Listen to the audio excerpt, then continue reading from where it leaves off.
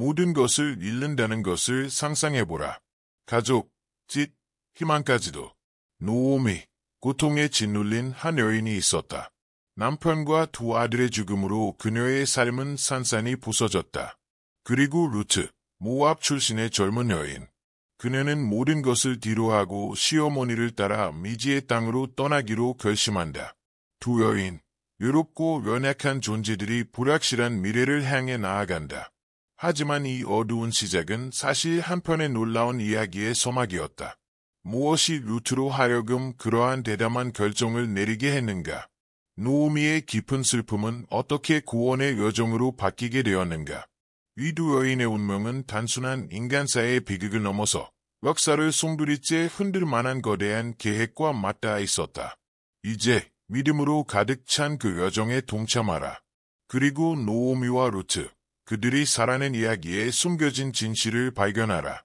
이것은 단지 고통이 아닌 희생과 소망, 그리고 상상조차 할 수 없었던 하나님의 섭리에 관한 이야기이다. 노오미는 유다 땅의 작은 도시 베들레헴에서 태어나 자랐다. 그녀의 이름은 기쁨 또는 사랑스러움이라는 뜻을 지니고 있었고 그녀의 부드럽고 신앙 깊은 성품을 잘 드러냈다. 어릴 적부터 그녀는 이스라엘의 율법과 전통을 배우며 신실하게 살아왔다. 남편 엘리멜렉은 존경받는 인물이었고 베들레헴의 땅과 재산을 소유한 부유한 사람이었다. 두 사람은 함께 행복하고 번영한 가정을 이루었고 두 아들 말론과 기련을 하나님의 길로 인도하며 정성스럽게 키웠다. 하지만 풍요의 시절은 오래가지 않았다. 무서운 기근이 땅을 덮치자 베들레헴은 황폐해졌고 들판은 마르고 가축들도 기력을 잃었다. 사람들은 하나둘씩 먹을 것을 찾아 떠나기 시작했다. 이 기근은 단순한 자연재해가 아니었다. 매일 생존을 위협하는 하나님의 심판 같았다. 결국 무거운 마음으로 엘리멜렉은 고향을 떠나 이방의 땅 모압으로 향하기로 결정했다. 그곳은 생존의 가능성이 더 높았기 때문이다. 노오미는 베들레헴을 떠나는 것을 원치 않았지만 선택의 여지가 없었다. 모압은 아브라함의 조카 롯의 후손들이 세운 땅이었다. 그곳 사람들은 그모스라는 이방신을 섬기며 이스라엘의 믿음과는 전혀 다른 문화를 가졌다.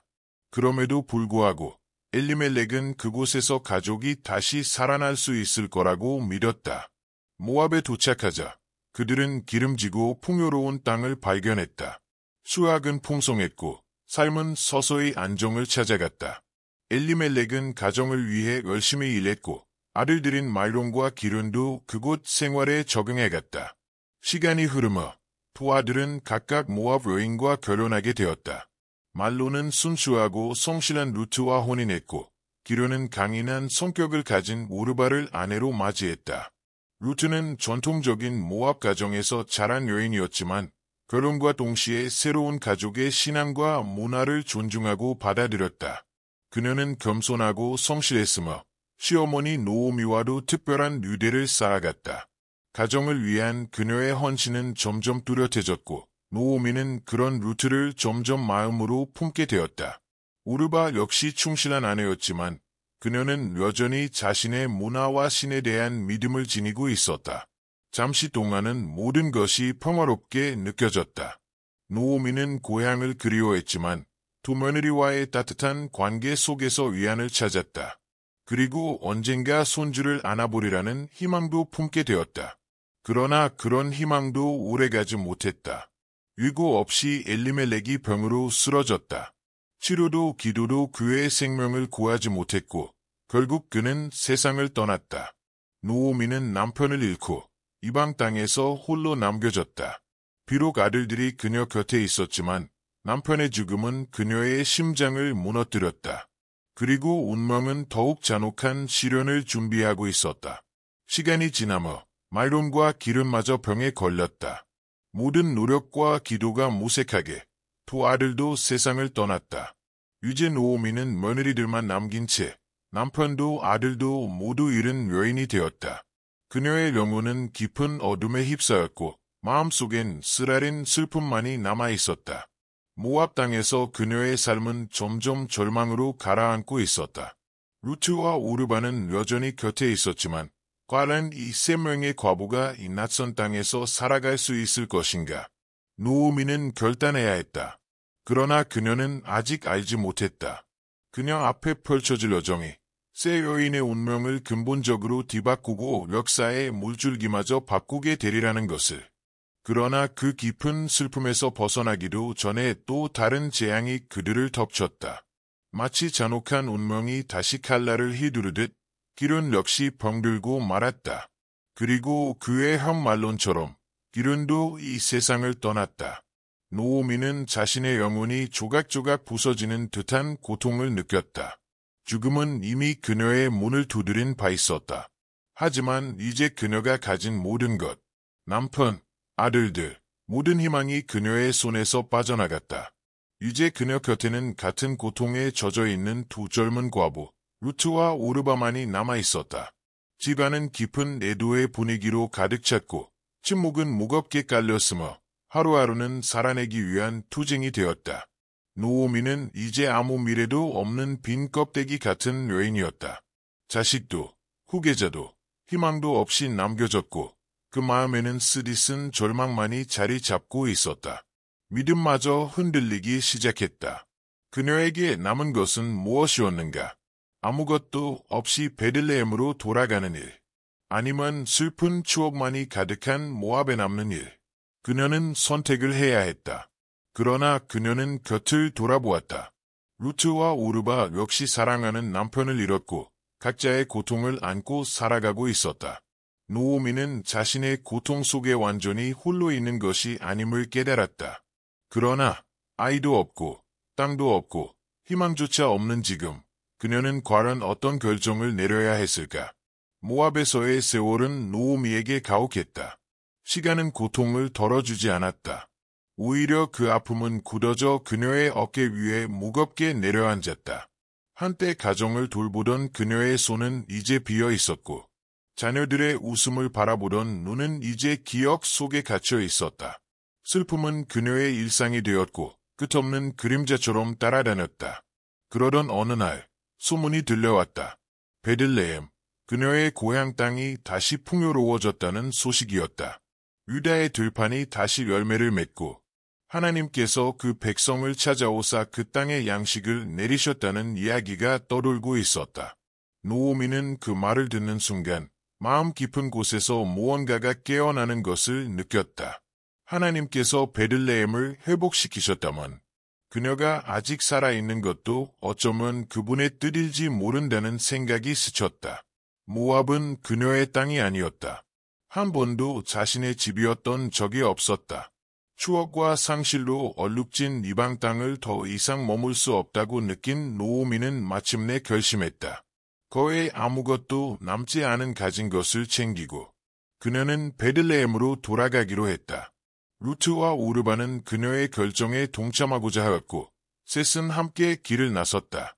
그들은 먼 길을 함께 걸었지만 노우미의 마음은 점점 무거워졌다. 그녀는 문득 멈추어 두 며느리를 바라보았다. 그들은 모압 여인이었고 유다에서는 이방인으로 환영받지 못할 수도 있었다. 그녀는 깊은 한숨과 함께 말을 꺼냈다. 얘들아, 제발 너희 집으로 돌아가거라. 너희가 나와 내 아들들에게 베풀었던 것처럼 하나님께서 너희에게 자비를 베푸시기를 바란다. 새로운 가정을 이루고 안전하고 평안하게 살아가기를. 그녀의 말은 아픔으로 가득 차 있었지만 진심이었다.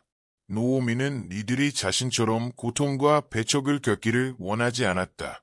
오르바는 눈물을 흘리며 노우미를 껴안았다. 그녀는 시어머니의 말이 옳다는 것을 알고 있었다. 아직 젊고 모압에서 새로운 삶을 시작할 수 있었다.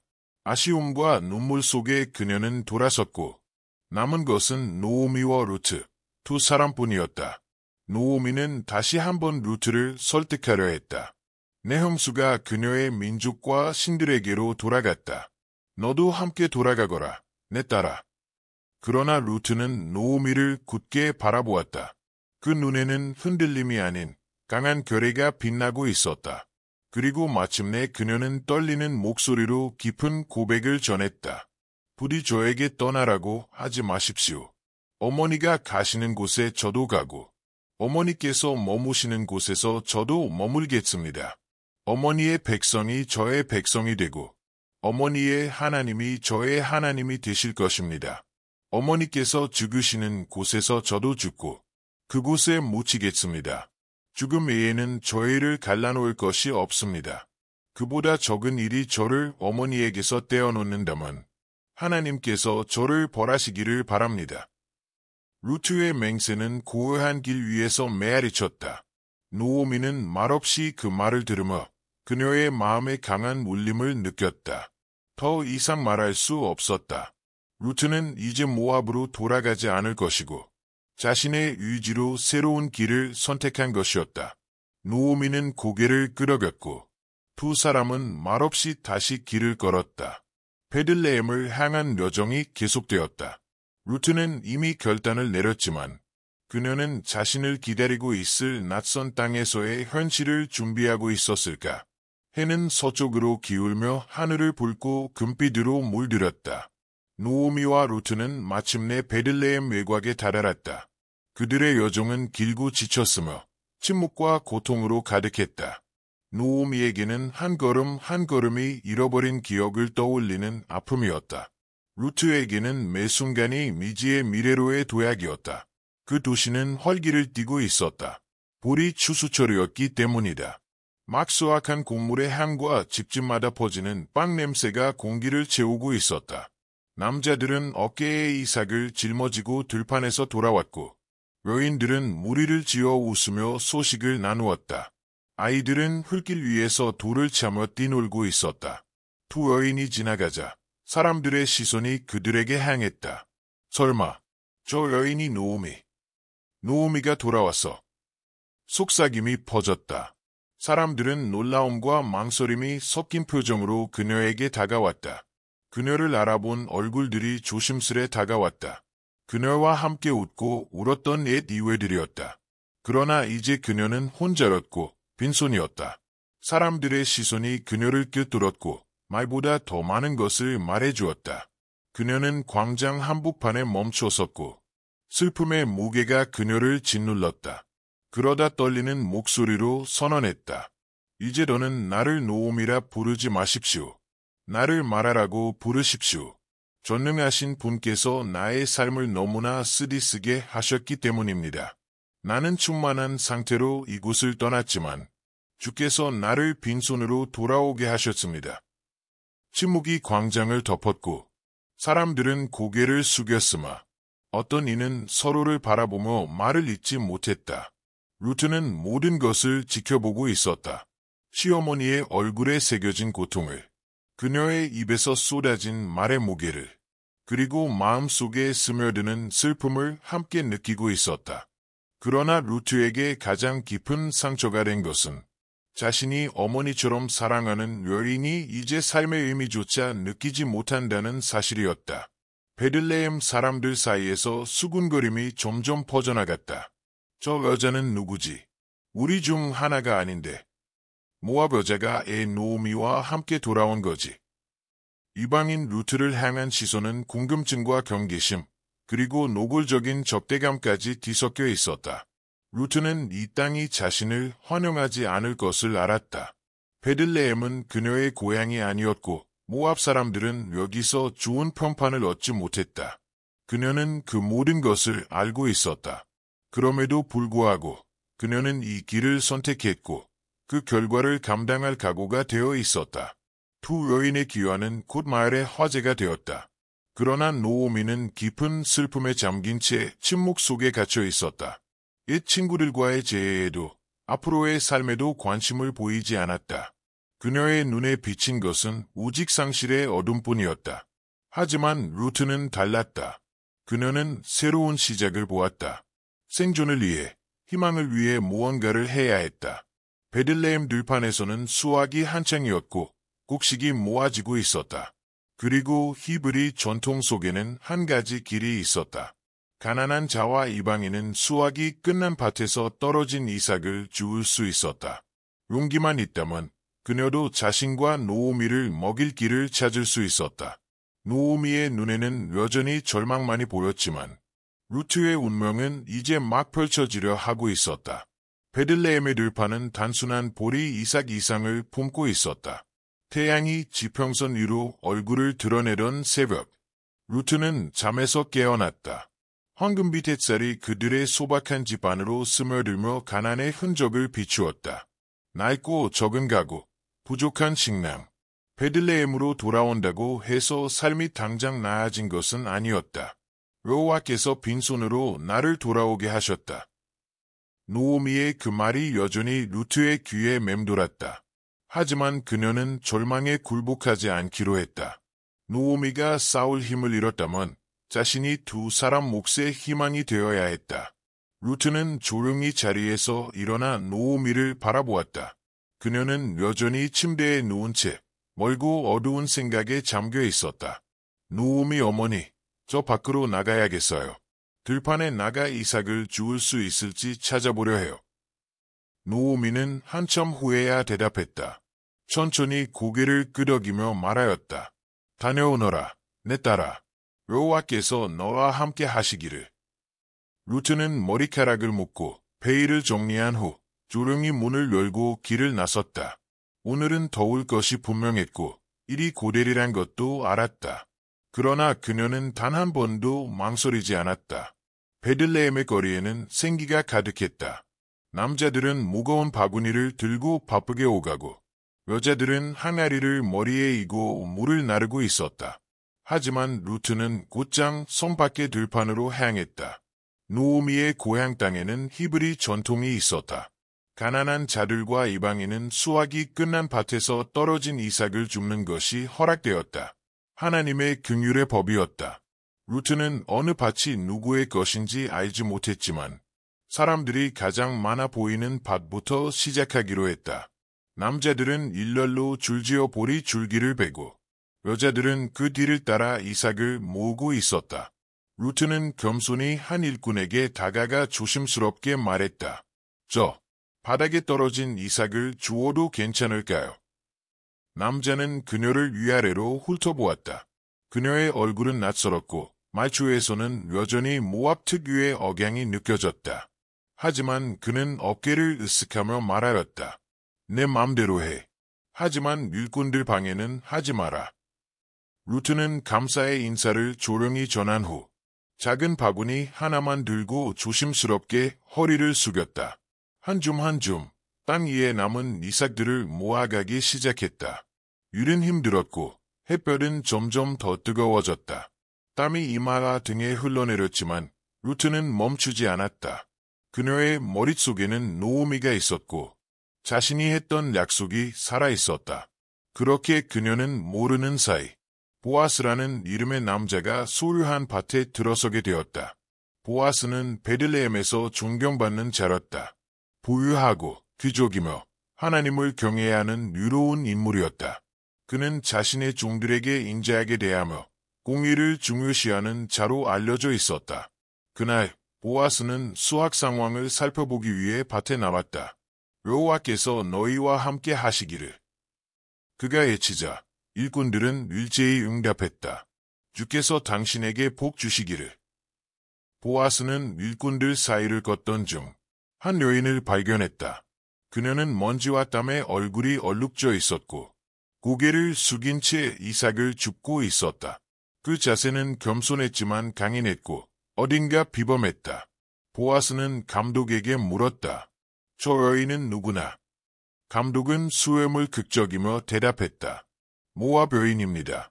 노오미와 함께 돌아온 그 여인이지요. 아침 일찍 와서 허락을 구했고 그때부터 지금까지 쉬지도 않고 일하고 있습니다. 보아스는 루트를 가만히 바라보았다. 그는 이미 소문으로 그녀의 이야기를 들은 바 있었다. 자신의 고향과 신들을 떠나 노오미를 따라온 충성된 여인. 그녀의 이름은 사람들 사이에서 조용히 퍼지고 있었다. 그는 그녀에게 다가갔다. 루트는 고개를 숙인 채 그가 다가오는 것을 느끼지 못했다. 그러다 자신의 앞에 그림자가 드리워지는 것을 느끼고 고개를 들어 보아스를 마주보았다. 그의 눈빛은 단호했지만 따뜻함이 묻어 있었다. 내 딸아. 그는 차분하지만 단호한 목소리로 말했다. 다른 밭으로 가지 말고 여기 머무르거라. 내 여종들과 함께 있어라. 남자들이 너를 괴롭히지 못할 것이고 목이 마르면 그들이 길어놓은 물을 마셔도 좋다. 루트는 놀라움에 눈을 깜빡였다. 이방인인 자신에게 이런 친절을 베풀다니. 그녀는 떨리는 목소리로 엎드리며 말했다. 어찌하여 이방인인 저를 이렇게 불쌍히 여기시나이까? 보아스는 잔잔한 미소를 지으며 말했다. 내가 들었다. 내가 시어머니를 위해 무엇을 했는지. 내 고향과 민족을 떠나 이곳에 온 그 이야기를 말이다. 여호와께서 내게 그 대가를 내리시고 그분의 날개 아래서 너를 보호하시기를. 루트의 눈에 눈물이 고였다. 남편 마이론이 세상을 떠난 이후 누군가가 그녀에게 이토록 따뜻한 눈길을 보내준 것은 처음이었다. 점심이 되었을 때 보아스는 그녀를 불러 일꾼들과 함께 식사하게 하였다. 그는 손수 그녀에게 빵을 건네고 마른 빵을 적실 수 있도록 포도주도 내어주었다. 루트의 가슴 속엔 알 수 없는 따스함이 피어올랐다. 오후에 밭으로 돌아왔을 때 일꾼들이 일부러 그녀 근처에 이삭을 더 떨어뜨리는 듯한 모습을 보였다. 보아스가 그녀를 위해 명령했던 것이었다. 하루가 끝났을 무렵 루트는 예상보다 훨씬 많은 이삭을 모았다. 그녀는 수줍은 미소를 머금은 채 가슴에 바구니를 안고 천천히 집으로 향했다. 그녀는 알지 못했다. 그날의 만남이 자신의 인생을 영원히 바꾸게 되리라는 것을. 태양이 머리 위로 높이 솟았을 무렵 루트는 지친 몸을 일으켜 땀으로 젖은 이마를 닦았다. 들판에 도착한 이후로 한 번도 멈추지 않고 이삭을 주워왔다. 그녀의 바구니는 어느 정도의 양으로 채워졌지만 아직 부족하다고 느꼈다. 자신을 위해서가 아니라 노우미를 위해 더 많은 것이 필요했다. 깊게 숨을 들이신 그녀는 다시 몸을 굽혔다. 주변의 일꾼들이 그녀를 바라보았다. 어떤 이들은 호기심 어린 눈으로, 어떤 이들은 무관심하게, 그리고 또 어떤 이들은 불편한 시선으로. 그녀는 모압 출신이라는 사실을 숨길 수 없었다. 그녀는 이곳 사람도, 이 백성의 일부도 아니었다. 그러나 루트는 그들의 시선을 두려워하지 않았다. 그녀는 노오미에게 한 약속을 결코 저버릴 수 없었다. 그 약속은 어떠한 멸시보다도 강한 것이었다. 바로 그때 그녀가 눈치채지 못한 사이 한 남자가 밭에 도착했다. 그는 위험 있는 모습을 가지고 있었지만 그 눈빛에는 놀랍도록 온화한 빛이 깃들어 있었다. 그의 이름은 보아스, 위 들판의 주인이었고 베들레헴에서 존경받는 인물이었다. 보아스는 밭을 돌며 수확 상황을 살펴보았다. 하나님을 경외하며 정직과 자비로움으로 살아가는 사람이었다. 그는 자신의 종들을 존중하며 그들의 노고를 인정하는 귀한 주인이었다. 여호와께서 너희와 함께 하시기를. 보아스가 일꾼들에게 인사하자 그들은 일제히 대답했다. 주께서 당신에게 복 주시기를. 보아스는 열심히 일하는 일꾼들을 바라보다가 문득 한 사람에게 시선이 멈췄다. 먼지와 땀으로 얼룩진 얼굴, 단순한 옷차림, 그러나 굳건한 자세. 그녀는 더운 날씨 속에서도 낙심하지 않았고 손놀림은 조심스러우면서도 성실했다. 그녀의 존재는 밭 한가운데서도 특별해 보였다. 보아스는 감독에게 물었다. 저 여인은 누구인가?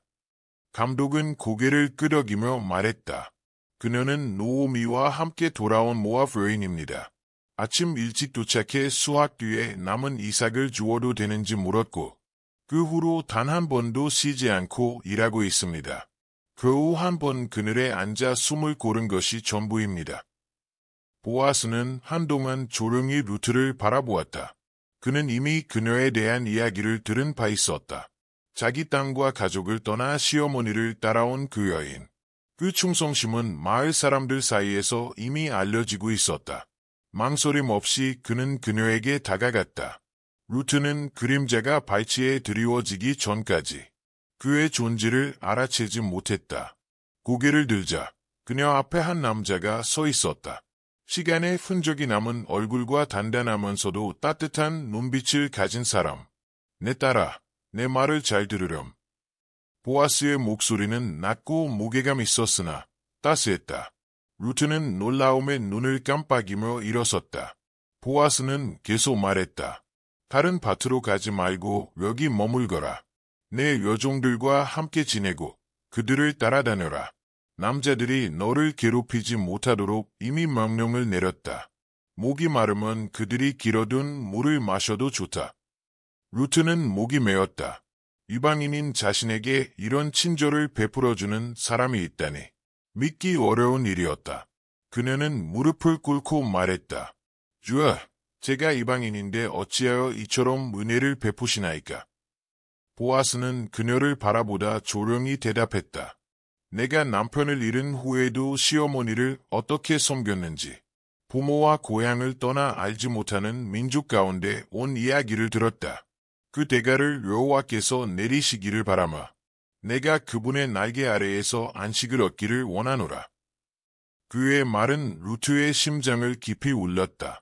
그녀의 선택, 그녀의 믿음, 그녀의 길이 헛되지 않았다는 것을 느꼈다. 내 주여, 제가 은혜를 입었습니다. 루트는 고개를 숙이며 말했다. 당신의 말씀이 저의 마음을 위로하셨습니다. 저는 당신의 여종과도 같지 않지만 당신께서는 저를 존중해 주셨습니다. 점심시간이 되자 보아스는 루트를 부르며 일꾼들과 함께 식사하도록 했다. 그는 손수 그녀에게 빵을 주었고 식초에 적셔 먹을 수 있도록 허락했다. 이것은 단순한 음식이 아니라 존중과 헌대의 표시였다. 식사를 마친 루트는 남은 음식을 싸서 노오미에게 가져가기 위해 따로 챙겼다. 그날 이후 보아스는 일꾼들에게 특별한 지시를 내렸다. 그녀가 더 많은 이삭을 주울 수 있도록 일부러 떨어뜨려라. 그리고 그녀를 꾸짖지 마라. 일꾼들은 그의 명령에 순종했고 루트는 그날 놀라운 양의 이삭을 모을 수 있었다. 해가 질 무렵 루트는 무거운 볼이 가득 담긴 바구니를 품에 안고 집으로 돌아왔다. 그 무게는 그녀의 팔을 짓눌렀지만 그녀는 감사함으로 그것을 안았다. 그날의 일은 예상치 못한 은혜로 가득했다. 루트가 작은 집에 들어서자 노오미는 입구 근처에 앉아 창밖을 바라보고 있었다. 모압에서 돌아온 이후 노오미의 표정엔 좀처럼 웃음이 깃들지 않았다. 고통은 그녀를 삼키고 있었고 희망은 매일 조금씩 시들어가고 있었다. 그러나 루트가 들고 온 보리의 무게를 보자 노오미의 얼굴에 변화가 일어났다. 얘야, 어디서 이 많은 것을 주웠느냐?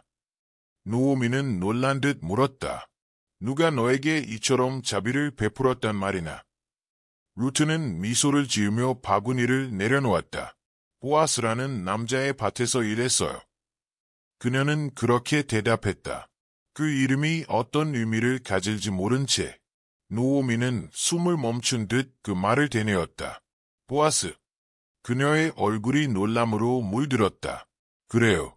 그는 저에게 자비로웠고 저를 여종들과 함께 있게 해주었어요. 해를 끼치지 않도록 보호해 주겠다고 약속했고 음식도 주었고 수확이 끝날 때까지 머물러도 된다고 했어요. 노오미는 손을 가슴에 얹었다. 그녀의 눈빛에는 오랜만에 희미한 빛이 스며들기 시작했다. 그 사람은 우리 가족의 고엘 중 하나란다. 고엘이요? 루트는 의아한 듯 물었다. 노오미는 숨을 고르며 설명했다. 이스라엘에는 율법이 있단다. 가까운 친족이 죽은 자의 아내를 책임지고 그 가문의 이름을 이어가는 것. 이것을 구속이라고 해. 보아스는 우리를 구속할 수 있는 사람 중 하나란다. 그 말은 루트의 귀에 깊이 박혔다. 그녀는 그 순간 자신의 삶이 또 한 번 바뀌고 있음을 느꼈다. 노오미는 진실을 말하고 있었고 루트도 그것을 알고 있었다. 그러나 그것이 그녀들에게 어떤 의미를 지니는 것일까? 보아스, 과연 그가 이 모든 고통에 대한 응답이 될 수 있을까? 그날 이후로도 루트는 매일같이 보아스의 밭에서 수확을 도왔다. 그리고 날이 지날수록 그녀는 그가 멀리서 자신을 바라보는 시선을 느꼈다. 보아스는 더 이상 젊은 남자는 아니었지만 그에게는 품위와 지혜, 그리고 따스한 인품이 깃들어 있었다. 일꾼들은 그를 진심으로 존경했고 그의 자비는 루트에게만이 아닌 모두에게 흘러넘쳤다. 그는 명확히 명령했다. 그녀를 건드리지 말라. 그 말 이후 루트는 그 밭에서 언제나 보호받고 있다는 평안을 느꼈다. 그녀 같은 이방 여인에게는 극히 드문 일이었다. 노오미는 점점 더 이 상황을 주의 깊게 바라보게 되었다. 계속 보아스의 밭에서 일하렴. 그녀는 조용히 말하곤 했다. 다른 곳으로 가지 마라. 이곳이 내게 가장 안전한 곳이니. 루트는 순종했다. 그녀는 매일 아침 밭으로 향했고 일꾼들은 일부러 이삭을 떨어뜨려 그녀가 더 많은 곡식을 모을 수 있도록 했다. 갈증이 남은 보아스의 종들이 기꺼이 우물물을 나누어 주었다. 슬픔으로 침묵에 갇혀있던 노오미는 어느 순간부터 희미하게 새로운 가능성을 보기 시작했다. 보아스는 부유했고 유롭고 무엇보다도 그들을 구속할 수 있는 권한이 있는 자였다.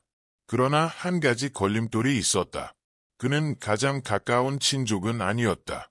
루트가 하루하루 수고하며 아무것도 모른 채 일하는 동안 노오미의 마음은 계획으로 물들어가고 있었다. 그녀는 이 기회를 놓쳐서는 안 된다고 느꼈다.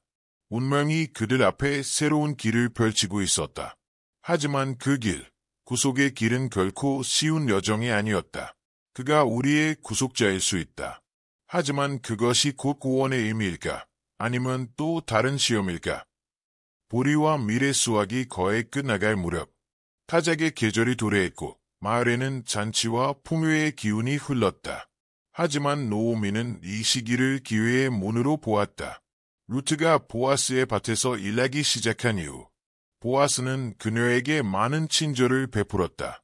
곡식을 모을 수 있도록 도와주었고 그녀를 방해하지 말라 명령했으며 식사 자리까지 함께 하도록 초대했다.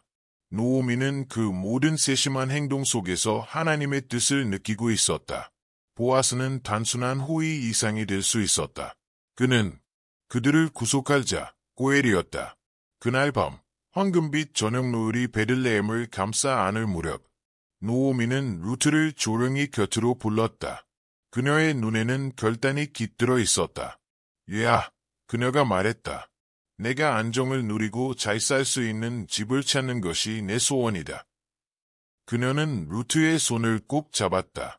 내가 수확하던 그 보아스. 그는 우리와 가까운 친족이자 우리를 구속할 수 있는 사람 중 하나란다. 루트는 그 말의 무게를 알고 있었다.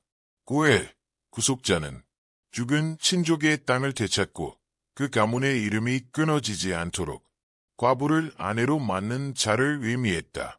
어떻게 해야 하나요? 루트는 조심스럽게 물었다.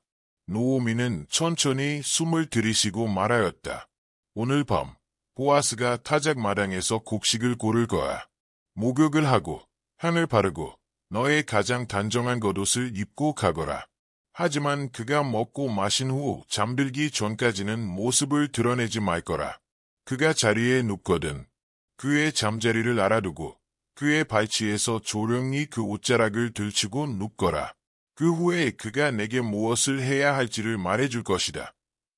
루트는 눈을 몇 번 깜빡이며 그 계획을 곱씹었다.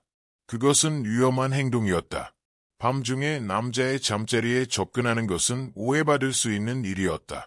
하지만 그녀는 노오미를 믿었다. 당신이 말한 대로 다 따르겠습니다. 밤이 베들레헴 위로 내려앉았다. 고요한 어둠 속에서 루트는 노오미의 지시에 따라 몸을 정갈히 하였다. 향을 바르고 수수한 겉옷을 걸쳤다. 그녀는 장식품 하나 걸치지 않았다. 이 밤의 목적은 유혹이 아니라 보아스의 명예를 향한 부르심이었다. 타작 마당에 이르렀을 때 그녀는 어둠 속에 숨었다. 보아스는 일꾼들과 함께 수확을 마친 기쁨을 나누고 있었다. 웃음소리가 울려 퍼졌고 그의 얼굴에는 만족감이 가득했다. 그녀는 조용히 그 모습을 지켜보았다. 마침내 일꾼들이 하나둘 흩어지고 보아스도 피곤에 겨운 듯 보리더미 옆에 자리를 잡고 눕기 시작했다. 루트는 아무 소리도 내지 않고 기다렸다. 별빛 아래 바람은 이삭 사이를 지나며 속삭였고 모든 소리가 멎은 그 순간 그녀는 조심스럽게 걸음을 옮겼다. 그의 곁에 이르자 떨리는 손으로 그의 발치에 놓인 겉옷의 자락을 살며시 들추고 그 곁에 누웠다. 심장은 터질 듯 뛰고 있었고 밤의 고요함은 시간마저 멈춘 듯 했다. 한밤중 보아스의 몸의 한기와 함께 누군가 발치에 있다는 이상한 기운이 느껴졌다. 그는 몸을 일으켜 주위를 둘러보았고 어둠 속에서 한 여인이 그의 발치에 누워있는 것을 발견했다. 누구나? 그는 낮고 굵은 목소리로 물었다. 루트는 숨을 삼키며 말했다. 저는 당신의 여종, 루트입니다. 당신의 겉옷 자락을 펴서 저를 덮어주소서. 당신은 저희 가문의 구속자이기 때문입니다. 보아스는 잠시 말을 잇지 못했다. 그녀의 요청이 가진 무게를 알고 있었기 때문이다. 루트는 떨리는 눈빛으로 그를 바라보았다. 그녀는 용기와 두려움 사이 어딘가에 서 있었다. 구속자. 그 말은 단순한 결혼 요청이 아니었다. 그것은 율법과 명예, 의무와 자비를 모두 포함하는 부름이었다. 보아스는 깊게 숨을 들이쉬었다. 여호와께서 내게 복을 내리시기를. 그가 마침내 입을 열었다.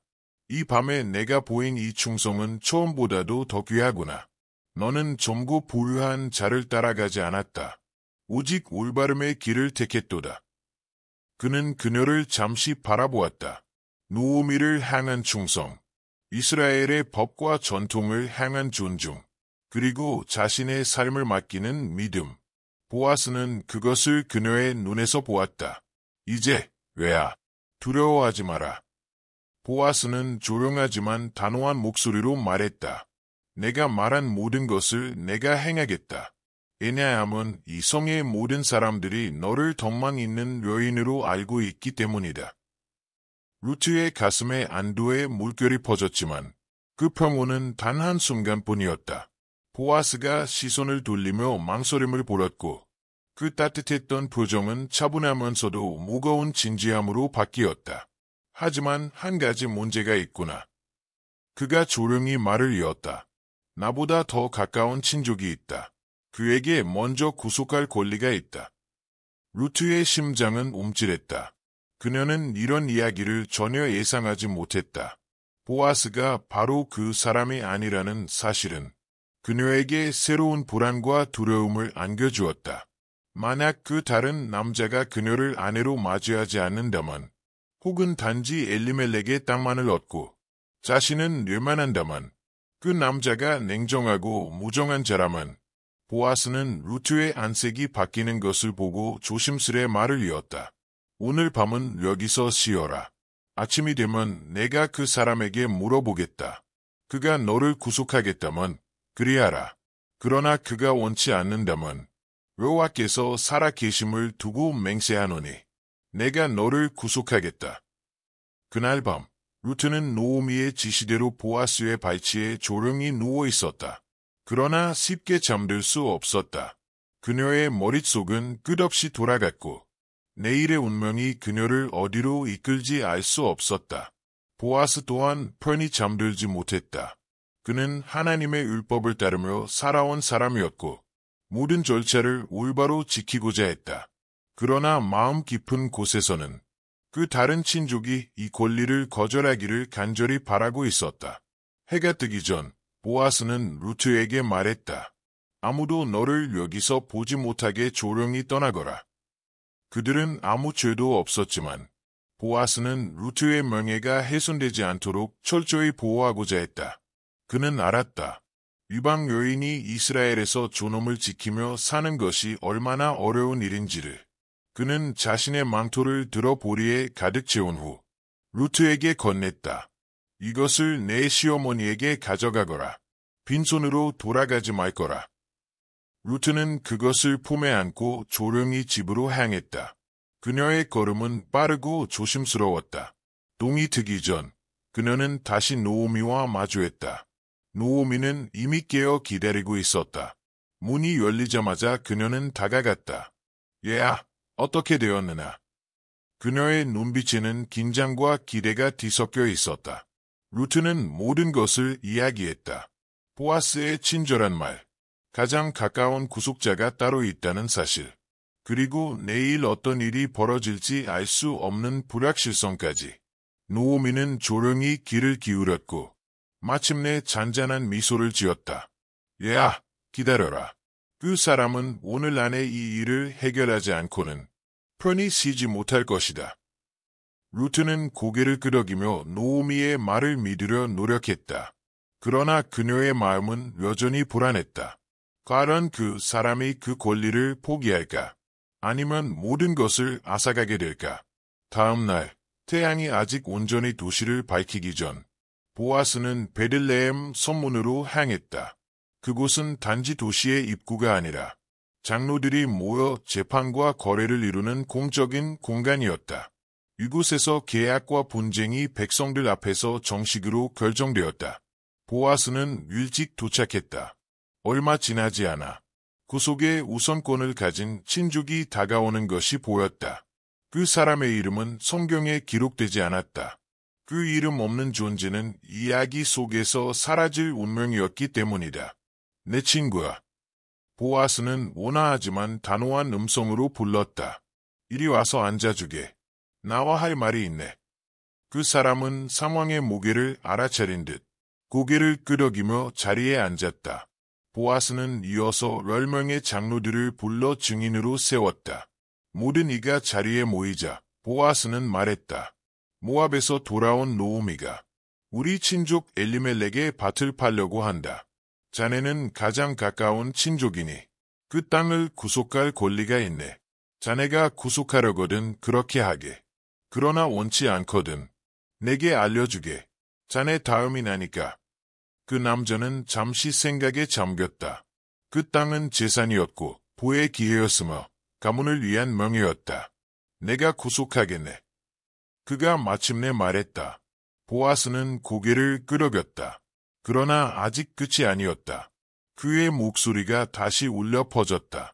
하지만 그 땅을 사는 날, 자네는 마이론의 과부, 모압 여인 루트도 아내로 맞아야 하네. 그녀로 인해 죽은 자의 이름을 이어가야 하네. 그 말에 남자의 표정이 바뀌었다. 그는 처음에는 오직 이익만을 생각했다. 하지만 이 조건은 책임과 희생, 이름 없는 헌신을 요구하는 일이었다. 그는 머뭇거리다. 고개를 저으며 말했다. 나는 구속할 수 없네. 내 유산에 해가 될 수 있기 때문일세. 자네가 대신하라. 보아스는 내심 바라던 대답을 들었지만 표정을 바꾸지 않았다. 그 남자는 자신의 샌들을 벗어 보아스에게 건넸다. 이는 고대 이스라엘에서 구속권의 이전을 증명하는 행위였다. 그 순간 보아스는 자리에서 일어나 큰 소리로 선언했다. 너희는 오늘 이 일의 증인이라. 내가 노오미의 손에서 엘리멜렉과 기른, 마이론의 모든 소유를 구속하였노라. 그리고 나는 마이론의 아내, 모압 여인 루트를 아내로 맞이하노라. 이는 그 죽은 자의 이름이 그의 형제들 가운데서 이 소문에서 사라지지 않게 하기 위함이니라. 장로들은 고개를 끄덕이며 외쳤다. 우리가 증인이 되노라. 여호와께서 이 여인에게 라헬과 레아처럼 이스라엘의 집을 세운 여인이 되게 하시기를. 그대가 에브라스에서 존귀하게 되기를. 베들레헴에서 이름을 떨치기를. 그것은 엄숙한 순간이었다. 보아스, 유롭고 고결한 한 남자는 엘리멜렉 가문의 명예를 회복시켰고 이스라엘 백성 앞에서 이방 여인이 하나님의 계획 안에서 존귀한 자로 받아들여졌음을 선포한 것이다. 그는 선문을 떠나며 마음이 가벼웠다. 율법을 지켰고 이제 거리낌 없이 루트를 아내로 맞을 수 있었다. 그 시각 집에서는 루트와 노오미가 소식을 기다리고 있었다. 루트의 가슴은 불안과 기대로 가득 차 뛰고 있었다. 그녀는 아직 모른다. 그 성문에서 무슨 일이 벌어졌는지를. 마침내 집의 문이 열렸다. 노오미는 가장 먼저 그것을 보았다. 그리고 문턱에 들어서는 보아스의 얼굴에 비친 단호한 눈빛을 보는 순간 그는 말하지 않아도 이미 대답을 알고 있었다. 모든 것이 이루어진 것이나.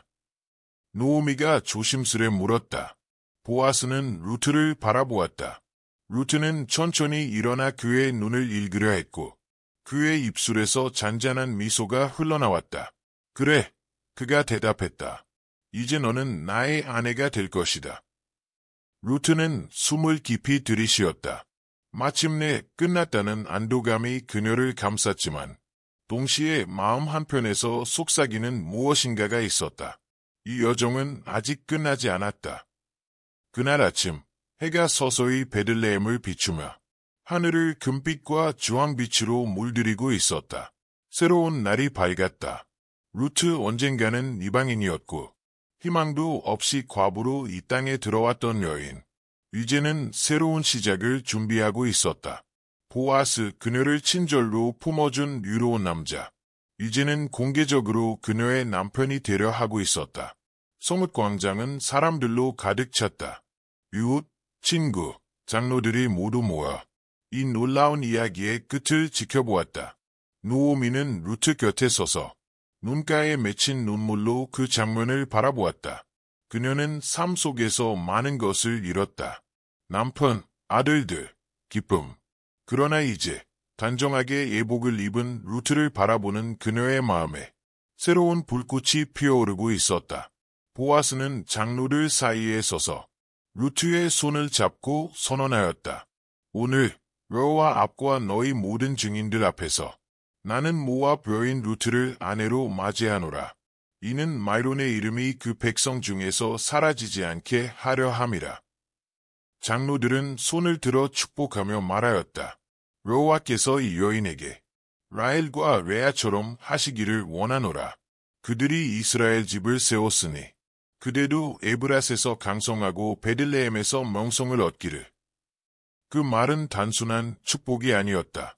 루트를 이스라엘 백성 중에 완전히 받아들이는 하늘의 인정을 의미했다. 이제 그녀는 더 이상 이방인이 아니었다. 혼인은 성대하게 거행되었고 잔치에는 갓 구운 빵, 모아과 대추야자, 포도주가 넘쳐났으며 사람들은 기쁨 속에 춤추고 노래하였다.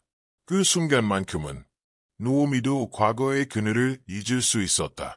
잔치가 무르익은 어느 순간 노오미와 루트는 조용히 둘만의 시간을 가졌다. 노오미는 루트의 손을 조용히 잡고 말했다. 야, 우리가 이곳에 도착했을 때 나는 아무런 희망도 없다고 생각했단다. 하지만 보라, 여호와께서 어떤 일을 이루셨는지.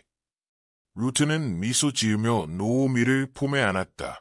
어머니가 저에게 신뢰를 가르쳐 주셨어요. 그리고 보아스는 저를 받아주었어요. 노오미는 눈을 감고 속삭였다. 여호와는 선하신 분이시란다. 내 딸아. 그 말은 루트의 마음속 깊이 울려 퍼졌다. 그렇다. 하나님은 선하셨다.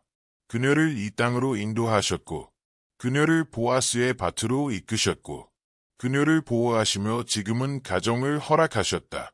하지만 그녀의 마음속엔 새로운 감정이 솟아오르고 있었다. 무언가 더 크고 거룩한 일이 시작되고 있다는 무언가가 다가오고 있었다. 한 마을의 나이 많은 여인이 노오미에게 다가와 부드럽게 어깨를 토닥이며 말했다. 여호와께서 너의 집을 회복하셨구나, 노오미.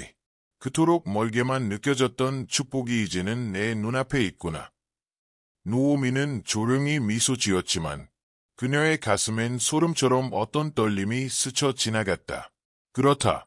그런데, 지금인가? 아직도 무언가 더 있을까? 루트와 보아스는 이제 정식으로 부부가 되었고 그들에겐 지금껏 겪어보지 못한 평화와 안식의 시간이 찾아왔다.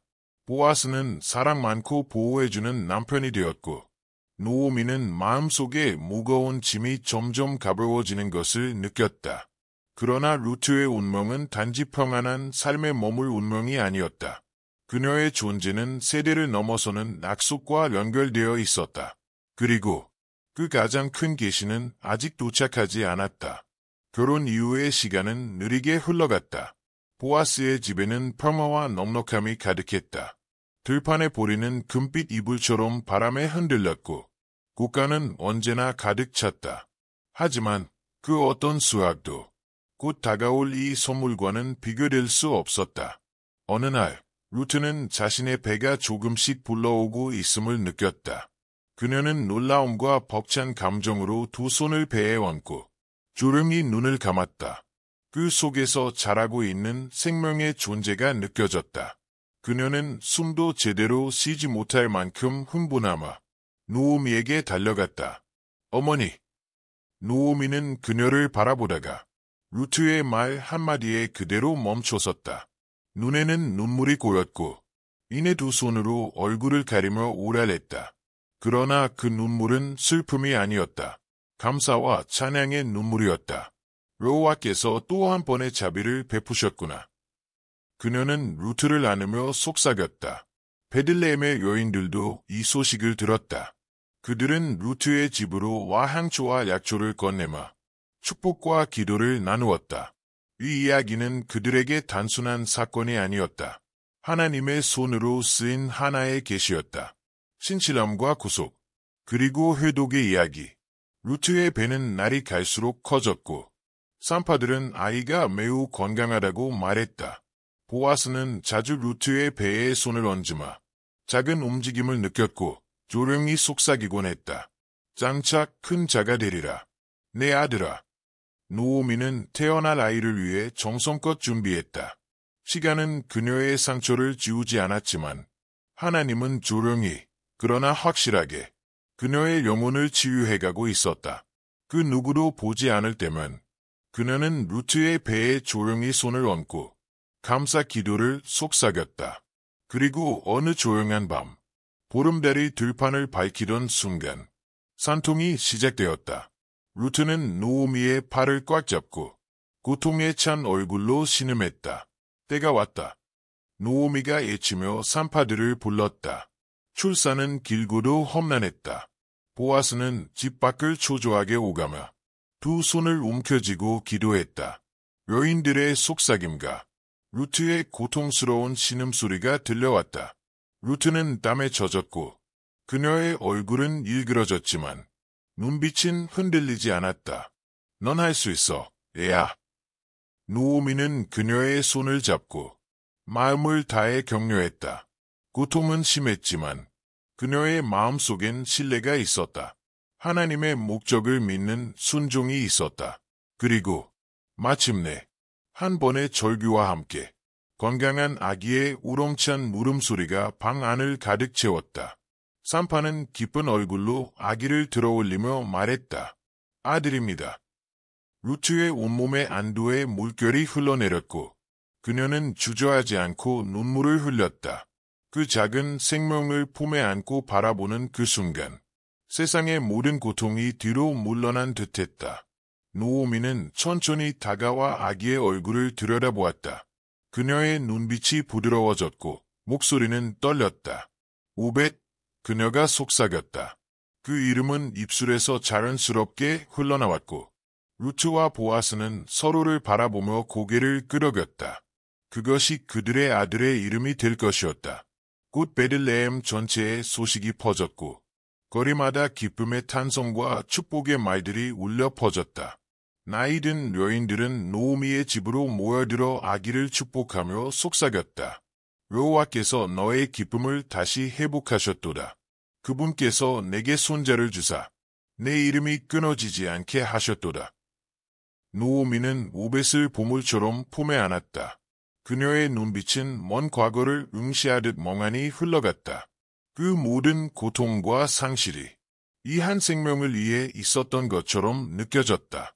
그러나 그 누구도 알지 못했다. 이 아이가 품고 있는 운명은 인간의 상상을 뛰어넘는 크기였음을. 시간은 흐르고 루트와 보아스의 이야기는 베들레헴 사람들의 입에서 전설처럼 회자되었다. 그러나 그들의 유산은 사라지지 않았다. 그들의 가정은 믿음과 정의 위에 세워졌고 그 중심에서 자라나는 한 아이가 있었다. 그 아이 오벳은 부모의 믿음을 유산처럼 이어받았다. 어릴 적부터 그는 아버지 보아스로부터 정직과 수고의 가치를 배웠고 그의 손은 언제나 도움이 필요한 자들을 향해 열려 있었다. 그의 말은 신뢰받았고 그의 삶은 존경받았다. 어머니 루트는 종종 그에게 자신이 어떻게 이 땅에 오게 되었는지 이야기해 주곤 했다. 모압의 뜨거운 햇살, 노오미와 함께했던 낯선 길, 그녀를 이끄신 하나님의 손길. 루트는 말하곤 했다. 내 아들아, 내가 모든 것을 잃었을 때 하나님께서는 나를 이곳으로 인도하셨단다. 우리는 새로운 이야기를 받았고 그 모든 것은 하나님의 선하심 때문이었지. 절대 잊지 마라. 그분의 자비가 우리를 지탱하셨다는 것을. 오벳은 이 말을 마음 깊이 간직하며 자랐다. 그는 하나님을 경외해야 하는 자가 되었고 정직한 길을 걸었다. 그의 이름은 이스라엘 전역에 알려졌고 베들레헴에서 명성을 얻었다. 때가 되어 오벳은 하나님을 두려워하는 여인을 아내로 맞이했고 그들의 가정은 평안과 풍요로 가득 찼다. 그리고 마침내 하늘의 특별한 축복이 내려졌다. 한 아들이 태어났고 그의 이름은 이새였다. 이새는 어려서부터 가족의 이야기를 들으며 자랐다. 자신의 증조모 루트가 이방 땅에서 구원받았고 보아스의 유로움이 어떻게 그 모든 운명을 바꾸었는지를 그는 들판에서 일하며 아버지 오벳에게 배웠고 앙떼를 지키며 인내와 용기를 익혔다. 그리고 세월이 흘러 그는 존경받는 자가 되었다. 땅은 넓어졌고 가축은 늘어났으며 그의 가정은 생명과 기쁨으로 가득했다. 그의 아들들은 강인하고 슬기롭게 자랐고 각기 가족의 일을 맡아 책임을 다했다. 그러나 그들 가운데 아무도 주목하지 않았던 가장 어린 아들이 있었다. 그는 형들과 달리 큰 역할을 받지 못했다. 그의 자리는 들판, 그의 친구는 양떼, 그의 위안은 손에 쥔 하프였다. 그는 종일 들판을 돌아다니며 하늘을 우러러 노래를 지었다. 아무도 그의 노래를 듣지 않았지만 하나님은 들으셨다. 사람들의 눈에 그는 작고 보잘것없는 목동이었지만 하나님의 눈에는 왕이 될 소년이었다. 그의 이름은 다윗, 이스라엘의 역사를 바꿀 이름, 세상을 뒤흔들 이름이었다. 석양이 베들레헴을 붉고 금빛으로 물들이던 어느 날, 노오미는 집 앞에 앉아 있었다. 그녀의 시선은 멀리 펼쳐진 언덕 너머, 부드럽게 감싸 안는 대지로 향해 있었다. 저녁 바람은 갓 추수한 볼이 향기를 실어 나르고 멀리서 농부들의 목소리가 들려왔다. 오벳 그 아이 새 생명을 안고 집에 들어온 그 아이는 그녀 곁에서 양떼를 따라 뛰어다니며 웃고 있었다. 그 웃음소리는 맷돌을 돌리는 여인들의 노래와 섞여 마당을 가득 채웠다. 노오미는 조용히 미소 지었다. 그러나 그녀의 생각은 먼 옛날로 돌아가 있었다. 그녀는 모압에서 모든 것을 잃었다.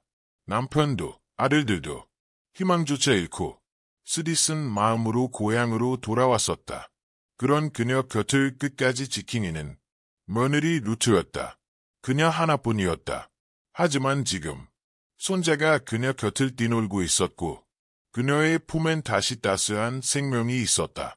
할머니, 파을, 오벳이 외쳤다. 작은 손에는 도시 예곽에서 딴 잘 익은 대추야자가 들려 있었다. 이거 할머니 드릴게요.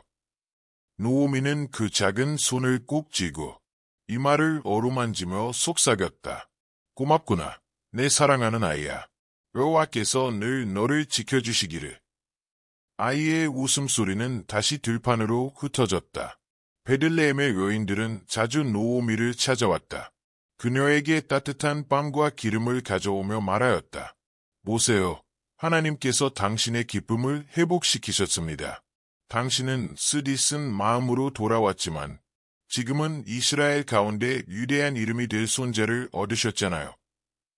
노오미는 그 말을 듣고 조용히 눈을 감았다.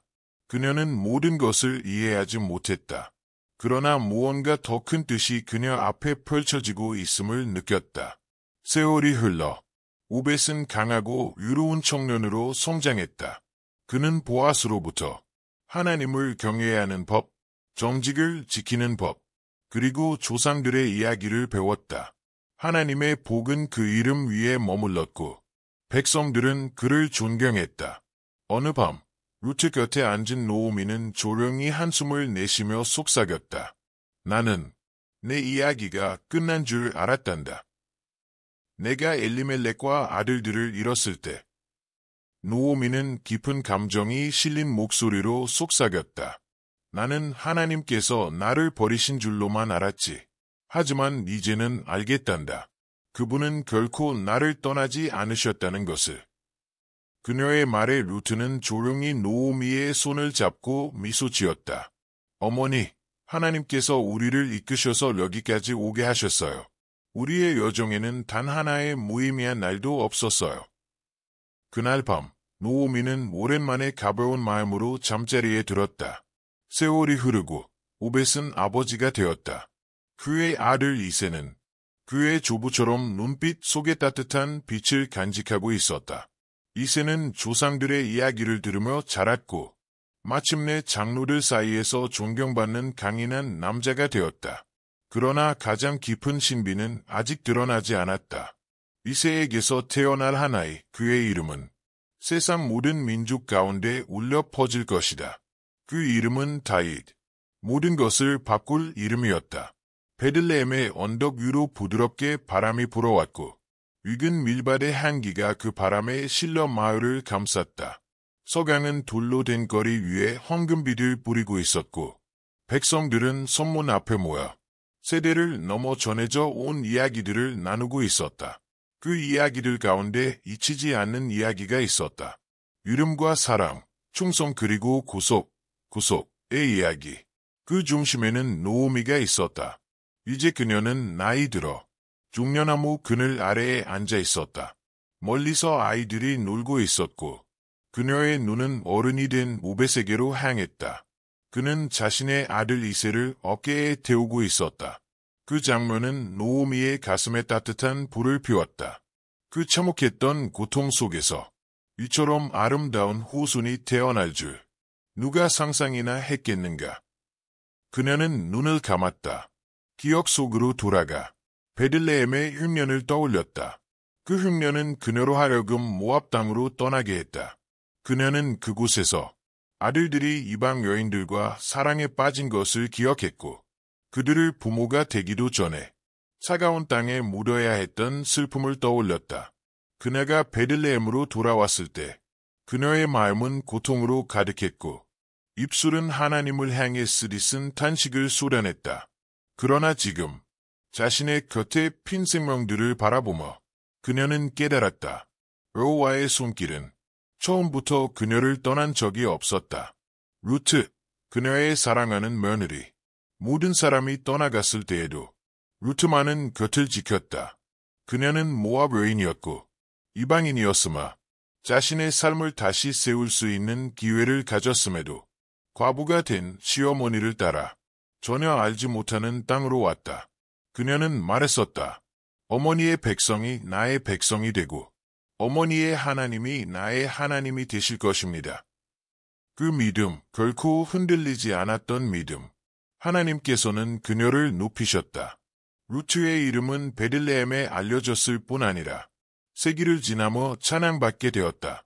그녀의 이름은 이스라엘의 가장 위대한 왕 다윗의 계보에 영원히 새겨졌기 때문이다.